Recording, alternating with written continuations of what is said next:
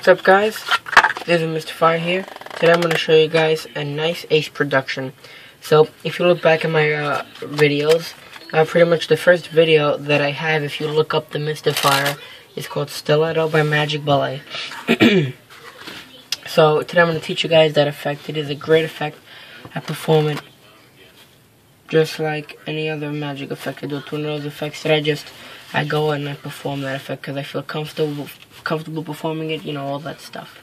It's very simple to do. I'm going to share it with you today, and we'll take it from there. So grab your deck of cards, watch, and enjoy. So check this out. Say stop whenever you want. Right there at this card. Okay, have a look at the card. Don't show it to me. I hate when people show me the card. So I'll look away, but so I'm not looking at the card. So you got the card? Beautiful. So lose the card about middle of the deck here, just like such here. Lose it in the middle, just like that. So you see it going in the middle. Now, I want to try and find this card actually. On the count of 3, that's 1. That's 2. That's 3. I think I found the ace of diamonds. Now let's say I were to miss. I never do miss, but let's say I were to miss. I find the other aces just like that. And that is what I like to call stiletto. Nice, flashy ace production. Looks difficult, looks very hard, very, very simple. Grab your deck of cards. I'm going to teach you guys how to perform this effect right now. Alright, so the way this effect is performed, simply you're going to need 4 aces. So scatter through your pack and get the 4 aces. Just like such. Very, very important part of the effect naturally. You could use any kind. I always use the aces. And you're going to have to use the head over here, the noggin for this part. Which ace you want, because at the end one of them is facing up. Which ace you want to put facing up? I like to put the ace of spades facing up. If it matters, okay. Like for me, it doesn't really matter. I just always like it comes like a second nature to me. Okay, let me see the aces. Okay, and I set up. Okay, I'm done. So the setup is 1 ace pretty much, and the other 3 aces facing down. So get into that setup now. One more time. 3 aces facing down, whatever order and whatever they are, and 1 ace facing up. Very, very simple to remember. You could write it on your back, on the backs here. You could put 3 up, 1 down, or you could do like markings, whatever you want to do for you to memorize. I don't do anything because I just know it's one of my tricks in my repertoire. You know, if I'm going to do an ace trick, you know, where like I do a routine of aces or 4 of a kind, I would produce them with this, and then something like that, you know. So I have a reason for bringing them out, or sometimes I just don't feel like doing that much magic. He'll watch this, bam, and it's over. So it's a good, quick thing that you could do, but yet it has many applications that I did give to it. So that's good for that. So one more time, setup is 3 aces face down, 1 face up. Now you're going to need to force the top ace. Doesn't matter which ace it is, you just have to force it. So I just do the old riffle force. I say stop, and I peel off the card from the top. If you notice, it's coming off and it's going right on the bottom. One more time, we'll do it like this. Say stop a little faster, right there. And that clicking is what sells it. Because all it looks like you're doing is just like you say stop right there. Look at the card. Just to square up, have a look at the card. So in fast motion, it looks like this. Look at the card, and you got your ace. Not to flatter myself, but I really do like to perform this move a lot. So the more and more I do it, the better I do it. So I feel that I perform this to the best of my ability. I feel like I am very confident in performing this. This is one of my favorite forces to them. Say stop. Okay, you got the card. Look at it. So in this case, you would have them look at the card. Now you're gonna perform the Marlowe tilt.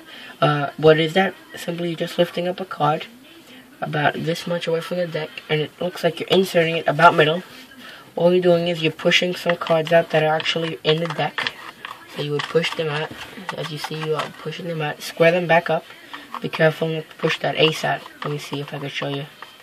You're pushing the ace out. Okay, yeah, it's not going.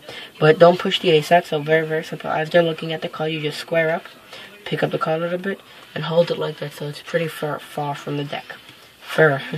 So push some cards in. See how the ace came out a little bit? Don't do that, so be careful.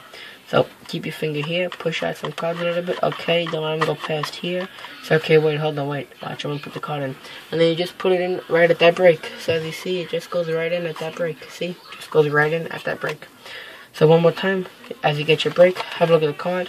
We're gonna lose the card in. Hold on, wait, I'm sorry. Lose it in, and just use your thumb to guard it in, and quickly square up as you drop the brick. So I just have to put pressure down and square up. So in fast motion, looks like this. I know it's not a big deal, but you know, you don't want to get caught, you know, squaring up the deck like this, because then it might look fishy. You want to eliminate all of this fishiness. So then I just like to fan it if I have the pleasure of having a table in front of me. If not, I'll just square up and say, okay, watch this. I'm going to try this. Just a fan, just to get out of this move over here. Just a quick fan. Now, I'm going to do a double lift, and I'm going to turn it over non-traditionally. A traditional double lift, you would either turn from, you know, your index finger would be on the side or on the top, making sure that the corners don't split, you know, and squaring up at the corners, you know, however you would do your double lifts to show, you know, a card. This double lift is going to be performed a little more unnatural. So you're going to get your break for your 2 cards that you're inserted, and the double lift is going to be like this: 2 fingers on top. So see how there the 2 fingers are going to be there. The thumb is actually going to touch the midpoint of that card, so it actually is on a bend. So if you look at the card, it's sort of at a bend. And now you're going to just flip this card out as you revolve this one, and it's going to look like this. It's going to be in a nice showcase. I know it sounds funny, but it is going to look good. So in fast motion, it should look like this. Did I get them? Oh, I got them all. And then that was how you finish. So, set up again 4 races. Force the first one. Have a look at the card. Show it to everyone. So they're showing it, whatever it is. You get your tilt. Wait, hold on, let me put it in the deck here. We'll lose the card about middle, just like such. I prefer to do dribbles. Just to show here, look, watch, the card's lost. Simply get your double lift, break, 2 fingers. I like to use the spade over here as maybe a guide. If you look at the spade, I put my 1 finger over here, sort of 1 finger over here, and I put my middle finger right in between the spade. Just like that. I'll turn over. And the better and better you get, you can actually, you don't have to do it, you know, so far. You can actually, you know, just square up as a normal double lift. And then all you're going to be doing is, so now this part, getting a break, your index finger, you're just going to come over, press down, holding pressure, and hold, and that's going to let the card revolve. So keep practicing doing this a couple times. Do it a couple times, you know, practice. It's a big deal, because, you know, that's the easy part, just splitting 2 cards. You don't want to be messing up on this part. So now with everything together, should look like this. Do me a favor, sir, say stop whenever you want. Okay, they say stop, they would look at the card. I'm just going to go a little faster than usual. Have a look at the card, watch, we'll lose the card about middle. Just like that. Hold on, wait, I'm sorry, it's my fault. Just like that, we'll lose the card in. Beautiful. Now, I'm good. I'm really good. I never miss. But let's say I did miss. Watch. 1, 2. I think your card jumped up. What was it? The ace of diamonds. They look, you know, you could go about it however you want. I don't like to do that, though. It's kind of corny. So I say just like that.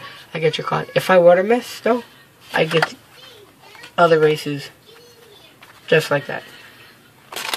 Nice, quick, flashy. And by the way, now that we have these aces, let me show you a trick. And then you would go into any trick that you would want to that would involve, naturally, these 4 cards. 4 kings you could use. I don't recommend using them. They're not traditional. Use the 4 races. Get a better reaction. That's that. So this is Mystifier, and you've just been mystified with Stiletto. Great ace production. It's pretty cool. I like performing it from, you know, time to time.